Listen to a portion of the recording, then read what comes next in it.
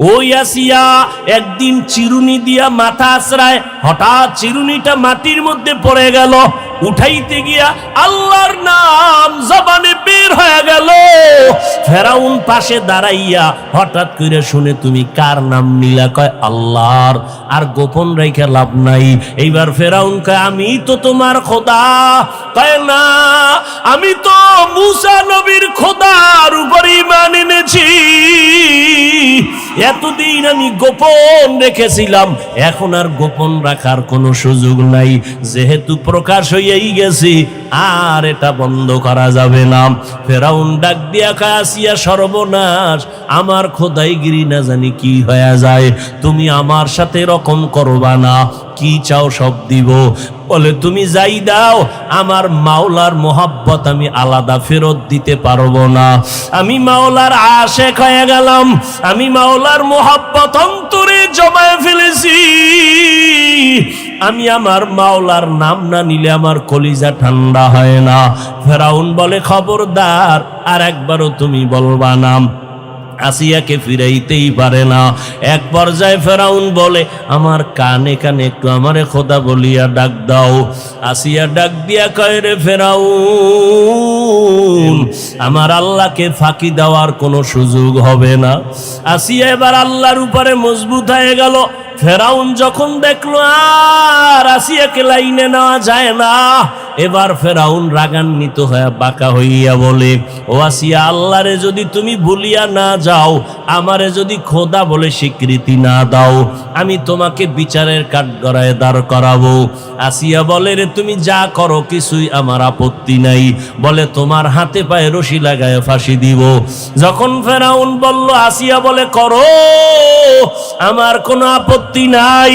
আমি আমার মালিকের ভুলতে পারবো না, কারণ আমার মালিক, আমার ইজ্জতের মালিক, আমার হায়াতের মালিক, আমার রিজিকের মালিক আমার আল্লাহ ছাড়া আমার আপন কেউ নাই। ওই আল্লাহ আমাকে কথা বলার শক্তি দান করেছেন, ওই আল্লাহ আমার সুন্দর চেহারা দিয়া বানাইছেন। ফেরাউন যখন দেখলো ফিরানো যায় না, ফাঁসির মঞ্চে নেওয়ার জন্য রেডি হয়ে গেল। আসিয়ার হাতে পায়ে রশি লাগাইয়া এবার যখন ফাঁসির মঞ্চে নিবেন, আসিয়ার উপরে আঘাত, চোখের পানি ছেড়ে কাঁদেন আর আমার মাওলার সাহায্য চাইতেছেন। এতে হঠাৎ করিয়া যখন আসিয়াকে ফাঁসি দিবে খবরটা ছড়ায় গেল। একদিন ওই পথের দ্বারে মুসা নবীর আগমন ঘটে গেল। আসিয়া মুসা নবীরে দেইখা কয়, ও পয়গম্বর, আপনি জানেননি, আপনি তো আল্লাহর সাথে মাঝে মাঝে কথা বলতে যান, আপনি একটু বলবেন আমি আসিয়ার উপরে আপনার মাওলার রাজি না বেজার হয়ে গেছে? এবার মুসা নবী কা, আমার মাওলা তোমার উপরে রাজি, কোনো চিন্তা নাই, তুমি মজবুত হইয়া থাকো, আল্লাহ তোমার উপরে রাজি হয়ে আছেন। আসিয়া ডাক দিয়ে কয়, ফাঁসির মঞ্চে নাও।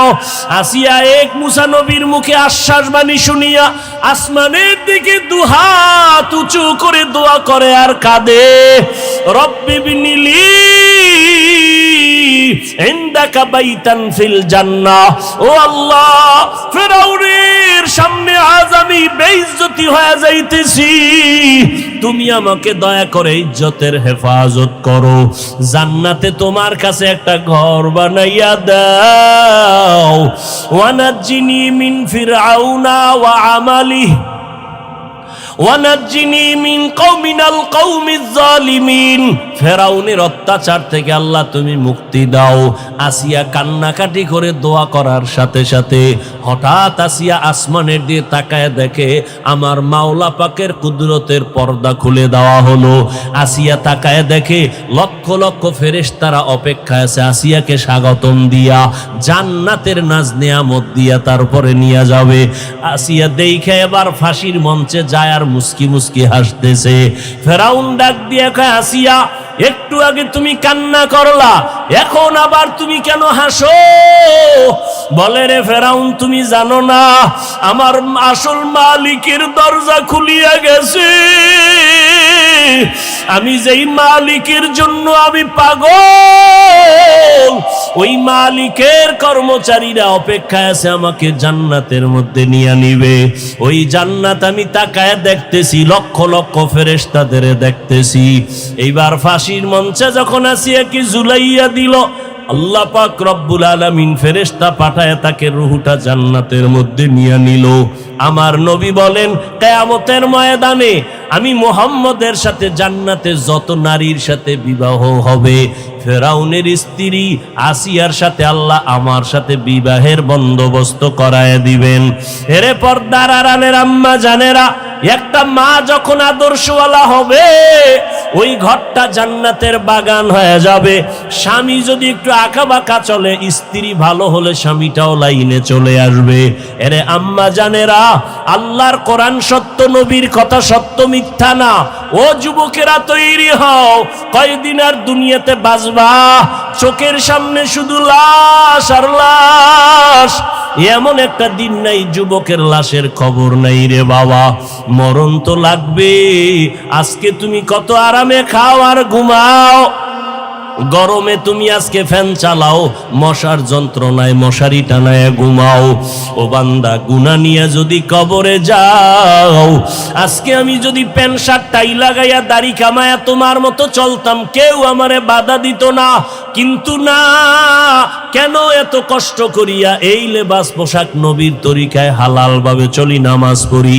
এর একমাত্র কারণ আমার মাওলার কোরআন সত্য, জান্নাত জাহান্নাম সত্য। গুনাহ নিয়ে যারা কবরে যাবে তাদের আযাব হবে সত্য, নেক আমল নিয়ে যারা যাবে তাদের কবর জান্নাত হবে সত্য। এরে নবীর উম্মতের দল, আজকে যদি মনে করো কবরে কোনো আযাব হবে না, যদি এটা সত্যই হয় তো তুমিও বাঁচলা, আমিও মুক্তি পেয়ে যাব। কিন্তু সত্য না, গুনাহগারের আযাব হবে, দলিলের অভাব নাই। আর কবরে গিয়া যদি দেখো বেনামাজির কবরে জাহান্নামের আযাব, তখন বলো বাবা তোমার উপায় কি হবে, আমার উপায় কি হবে? আজকে কত সম্মান, কত স্লোগান, কত চেয়ার, কত খানার আয়োজন। যেদিন আজরাইল আইসা আমার রূহটা নিয়ে যাবে, ওই দিন আমার আপন সন্তানেরা পর্যন্ত আমার লাশটা ঘর থেকে নামায়া দিবে। এখন আর কেউ আমার কাছে আসবে না, আমার গায়ের জামাটা বেলেট দিয়া কেটে কেটে রেখে দিবে। সাদা কাপুনের প্যাকেট বানাইয়া জানাজা পড়াইয়া এমন এক জায়গায় কবর, যেখানে দিনের বেলা যাইতো বড় ভয় লাগে। আমেরিকার খবর সেকেন্ডে পাওয়া যায়, বাড়ির দরজায় বাবার কবর, মায়ের কবর আজ 100 বছর হলো, কোনো খবর নিলা না রে বাবা। কেউ কারো খবর নেয় না। হ্যাঁ, নেক আমলওয়ালারা যদি দুনিয়াতে নেককার সন্তান রেখে যায়, তারা দোয়া করে, কোরআন তেলাওয়াত করে। আর যারা সন্তানেরও নেক আমলওয়ালা বানাইলা না, নিজেরাও নেক আমল করলা না, এই অবস্থায় যদি আজরাইলের হাতে ধরা খেয়ে যাও, আর ওই অন্ধকার কবরে যখন শুয়াইয়া সবাই পাড়াইয়া মাটি দিয়া চলে যাবে, ওই কবরে 3টা প্রশ্ন করার জন্য যখন 2 জন ফেরেশতা হাজির হবে, ওই গুনাহগার নাফরমান বলবে, হা হা লা আদরি, আফসোস আমি কিছুই জানি না, কিছুই জানি না। আল্লাহর নবী বলেন, তখন আল্লাহ কুদরতি আওয়াজ দিয়া বলবেন, ও কবরের ফেরেশতারা, এই নাফরমানকে আর কোনো সুযোগ দিও না। আমি দুনিয়াতে কম সুযোগ দেই নাই। আমার দেওয়া পানি, আমার দেওয়া বাতাস, আমার দেওয়া সূর্যের আলো, চাঁদের আলো, আমার দেওয়া নদীর মাছ, জমিনের ফসল, গাছের ফল খাইলো, এত বড় নিমক হারাম একবার আলহামদুলিল্লাহ বলে নাই। ওলামায়ে কেরাম পায়ে ধরে ধরে নামাজের দাওয়াত দিত, একবেলার নামাজেও মসজিদে যায় নাই। ও ফেরেশতারা, আর একে সুযোগ দেওয়া যাবে না, একে ভালো করিয়া ধরো, জাহান্নামের বিছানাটা কবরে বিছাইয়া দাও। দাও, কবরের সাথে জাহান্নামের সাথে রাস্তা খুলিয়া দাও। ও যুবক, একটা মশার কামড় সইতে পারো না, গুনাহ নিয়ে কবরে গেলে পোকামাকড়ের কামড় কেমনে সহ্য করবা? আরে ফ্যানের বাতাস ছাড়া ঘুমাইতে পারো না, জাহান্নামের আগুনের গরমে কেমনে সেখানে তুমি থাকবা রে বাবা? আমার আল্লাহ রাগান্বিত হইয়া শেষবারে বলবেন, ও কবরের মাটি, এই নাফরমান গুনাহগারের দুই পার্শ্ব থেকে জোরে জোরে চাপ দাও। এত জোরে চাপ দিবে পাজরের হাড়গুলো চুরমার হয়ে যাবে। আম্মা জান আয়েশা রাদিয়াল্লাহু আনহা বলেন, আমি একদিন তাকায় দেখি যেই নবীর কোনো গুনাহ নাই, যেই নবী এত দামি, যার কোনো তুলনা নাই, আমার হুজরায় বসে বসে গুনগুন করে কান্না করেন। আমি বললাম, ও নবী কেন কাঁদেন? আমি আয়েশা কি কোনো বেয়াদবি করেছি? বলে না, করো নাই। ও নবী তো কেন কাঁদেন? আল্লাহর নবী বলেন, ও আয়েশা, কিয়ামতের ময়দানের ভয়ঙ্কর অবস্থা আমার মনে পড়েছে, এই জন্য কান্না করি।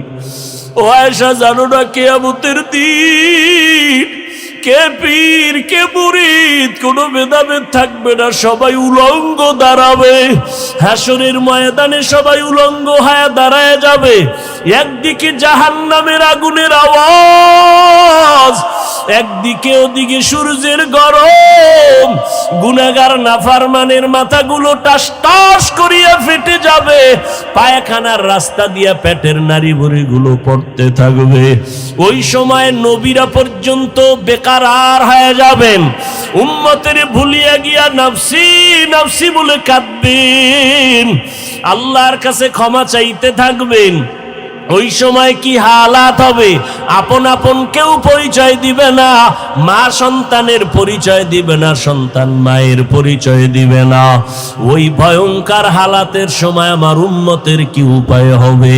সমস্ত নবীরা নাফসি নাফসি বলে কাঁদবেন। ঈসা নবীর কাছে উম্মতেরা যাবে, বলবে, আমি পারবো না, আমার অবস্থা নিয়ে আমি আজকে বেকারার হয়ে গেলাম। উম্মতেরা শেষ সময় আমি মুহাম্মদের কাছে যখন আসবে, আমি তখন নাফসি নাফসি বলে কাঁদবো না, আমি তখন মাকামে মাহমুদ আল্লাহর কুদরতের দ্বারে সিজদায় পড়ে কান্না শুরু করব আর বলবো, উম্মতি উম্মতি রব্বি হাবলি উম্মতি। আমার উম্মতের কি হালাত হবে? আমার কান্না দেখে আল্লাহ বলবেন, নবী আর কাঁদবেন না, আমি কান্না সহ্য করতে পারি না। আল্লাহর নবী বলেন, তখন আমি বলবো, আল্লাহ আমার একটা উম্মত যেন জাহান্নামে না যায়। আয় আল্লাহ, জাহান্নামে থাকলে আমি জান্নাতের ভেতরে যাব না। এরে নবীর উম্মতের দল, আমার নবীকে আল্লাহ বলবেন, আপনি একটা উম্মত থাকলেও বাছাই করে করে জান্নাতের দিকে নিয়ে যান। আমার নবী উম্মত গুলো নিয়ে হাউজে কাউসারের কিনারায় দাঁড় করায় লাইনে পানি পান করাবেন। ওরে নবীর উম্মতের দল, নবী যখন পানি পান করাবেন লাইনে দাঁড় করায় তার উম্মতের, হঠাৎ দেখবে কিছুক্ষণ পরে একটা পর্দা পড়ে গেল। ফেরেশতাদের বলবে, কি ব্যাপার? বলে, ওই পার্শ্বের উম্মত গুলো আপনার আসল উম্মত না। বলে, কেন? বলে, নবী আপনি দুনিয়া থেকে বিদায়ের পর এরা দুনিয়ার তামাশায় পইরা আপনার সুন্নতের জবাই করেছে, নিজেও নামাজ পড়ে নাই, যারা নামাজ পড়তো তাদেরও পছন্দ করে নাই, নিজেরাও দাড়ি রাখে নাই, যারা দাড়ি রাখতো তাদেরও পছন্দ করে নাই, নিজেরাও পর্দা করে নাই, যারা পর্দা করতো তাদেরও পছন্দ করে নাই। এরা আপনার ওই উম্মত। নবী তখন বলবেন, সহকান সহকা লিমান গাইয়ারা মিন বাদি, উম্মত বের হয়ে যাও, তোমরা আমার উম্মত না, আমার পরে আমার আদর্শকে তোমরা বিকৃত করেছো। নবী যদি তাড়ায়া দেয়, জান্নাতে যাওয়ার কোনো উপায় হবে না। আল্লাহ বলবে, এদের জাহান্নামের শিকল লাগাইয়া এরপরে এদের বাম হাতে আমলনামা দেওয়া হবে। আল্লাহ আমলনামা গুনাহগারের এমন ভাবে দিবেন, আল্লাহ বলবে, জাহান্নামের ফেরেশতারা এই নাফরমান বেনামাজি গুনাহগারের বুকের মাঝে ছিদ্র করে দাও, বাম হাতটা বুকের ছিদ্র দিয়া ঢুকাইয়া পেছন থেকে বের করো, পিঠের দিক থেকে হাতটা বের করবে। আল্লাহ তাআলা বাম হাতে আমলনামা দিয়া বলবেন, ইকরা বিনাফসিকাল ইয়াউমা আলাইকা হাসিবা। ফেরেশতারা বলবে আল্লাহ চেহারা একদিকে হাত ভিন্ন দিকে পড়বে কেমনে? আল্লাহ রাগান্বিত হয়ে বলবেন এই গুনাহগারের ঘাটটা ধরিয়া মোচড় দিয়া পিছনে ফিরাইয়া দাও। জাহান্নামের আযাব সহ্য করা যাবে না রে বাবা, আমার মাওলার কথা অবিশ্বাস করিও না রে বাবা। হেদায়েতের মালিক আমার আল্লাহ, একটা সেকেন্ডের আযাব সহ্য করতে পারবা না। নবী যদি কান্না করেন তোমার আমার কি উপায় হবে? আল্লাহর কাছে তওবা করে নাও। ও যুবকেরা, স্কুলে কলেজে পড়িয়াও তো তোমার মতো বান্দা নামাজির অভাব নাই। মনেরে বুঝাও রে মন, কয়দিন আর গুনাহ করব? আল্লাহ তো তাকায়া সব দেখতেছেন। আল্লাহর কাছে ক্ষমা চাও আর বলো হে মালিক, জীবনে গুনাহ করে করে জীবনটা নষ্ট করে ফেলেছি। মানুষ আমাকে মাওলানা বলে, কিন্তু আমি জানি আমার মতো গুনাহগার কেউ নাই। গুনার কারণে আমার হাত না পাক, আমার জিহ্বা না পাক, আমার অন্তর না পাক। আয় আল্লাহ, তওবার নিয়ত করে ফেললাম, আর গুনাহ করব না, নামাজ ছাড়ব না, দাড়ি কাটবো না, বেপরদায় চলবো না, মা বাবাকে কষ্ট দিব না, উলামায়ে কেরামের বিরোধিতা করব না, নবীর তরিকার বাহিরে চলবো না, দেশ জাতির বিরুদ্ধে কোনো ষড়যন্ত্র করব না। সবার কপালে তওবা নসিব হবে না। আবু জাহাল 13 বছর নবীর বয়ান শুনিয়াও কালেমা পড়ে না, আর ওদিকে ওমর নবীর গর্দান কাটতে আসিয়া কালেমাওয়ালা মুসলমান হয়ে গেল। এই জমিনে আবু জাহালের মতো শক্ত অন্তরের মানুষগুলো জীবনে হেদায়েতে আসবে না। এরা বয়ানের পরেও বাজে কথা বলিয়া নিজের গুনার পাল্লাটা ভারী করবে।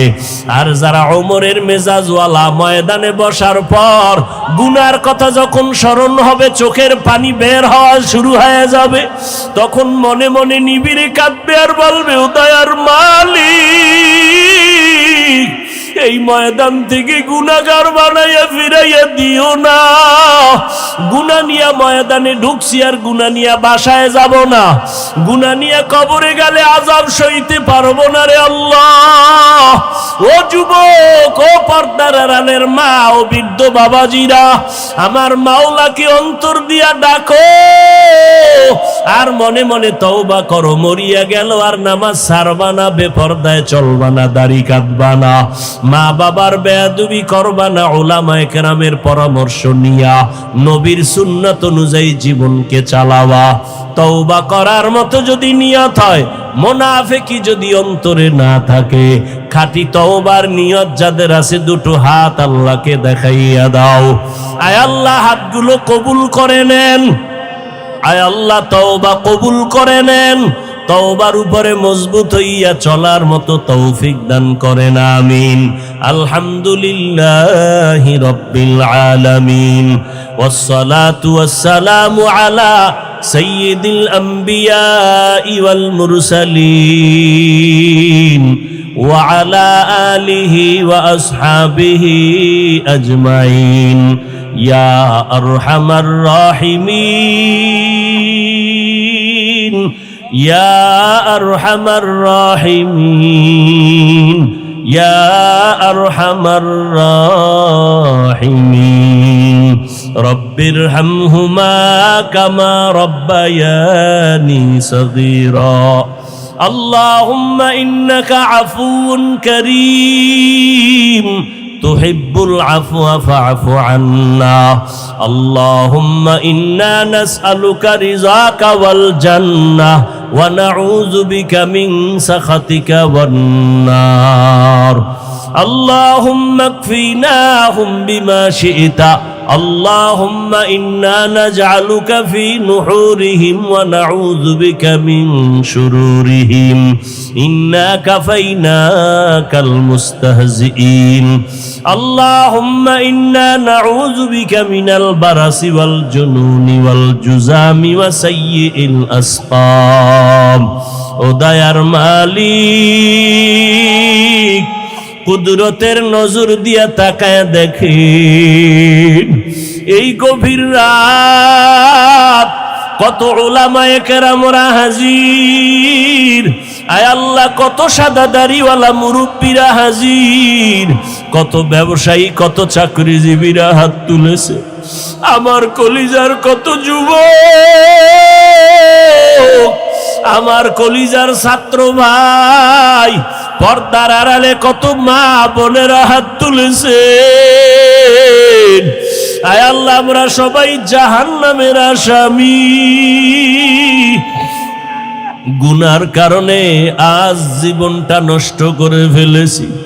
আয় আল্লাহ, দুনিয়ার সমস্ত বাড়িওয়ালাদের দরজা বন্ধ, আপনার রহমতের দরজা তো খোলা। গুনার কারণে দিলটা পাথর, চোখে পানি নাই, কান্নাওয়ালা চক্ষু দান করেন আল্লাহ, কান্নাওয়ালা চক্ষু দান করেন, কান্নাওয়ালা চক্ষু দান করেন। দুনিয়াতে যেদিন আসছিলাম মা বাবায় কত আনন্দ করেছিলেন, আজকে সেই জীবনটা গুনার কারণে নাপাক। আমার গুনার খবর আমার মা জানে না, বাবায় জানে না, ভাই বোনেরা কেউ জানে না। আমার অপরাধের খবর আমার আপনজনেরা যদি জানতো, কেউ আমাকে মোহাব্বতের নজরে দেখতো না। ও আল্লাহ, আপনি কত দয়ার মালিক। আপনি গুনার খবর জানিয়াও রাগ করিয়া পানি বন্ধ করেন নাই, বাতাস বন্ধ করেন নাই, খানা বন্ধ করেন নাই। ও আল্লাহ, আমরা আপনার দরজায় ফিরিয়ে আসছি, তওবার নিয়তে হাত তুলেছি, আর গুনাহ করব না রে আল্লাহ। আয় আল্লাহ, দুনিয়াতে গরম সইতে পারি না, গুনাহ নিয়ে কবরে গেলে জাহান্নামের আগুন কেমনে সহ্য করব? দুনিয়াতে মশার কামড় সইতে পারি না, কবরে গেলে সাপের কামড় কেমনে সহ্য করব? আয় আল্লাহ তাআলা, গুনাহ নিয়ে কবরে যেতে চাই না, তওবার নিয়তে হাত তুলেছি, আর গুনাহ করব না, আর গুনাহ করব না রে আল্লাহ। এ জীবনে না করিলাম বন্দেগি, গুনাহ করে কাটাইলাম জিন্দেগি। তওবা করে আবার তওবা ভাঙ্গিলাম, তওবা করে আবার তওবা ভাঙ্গিলাম,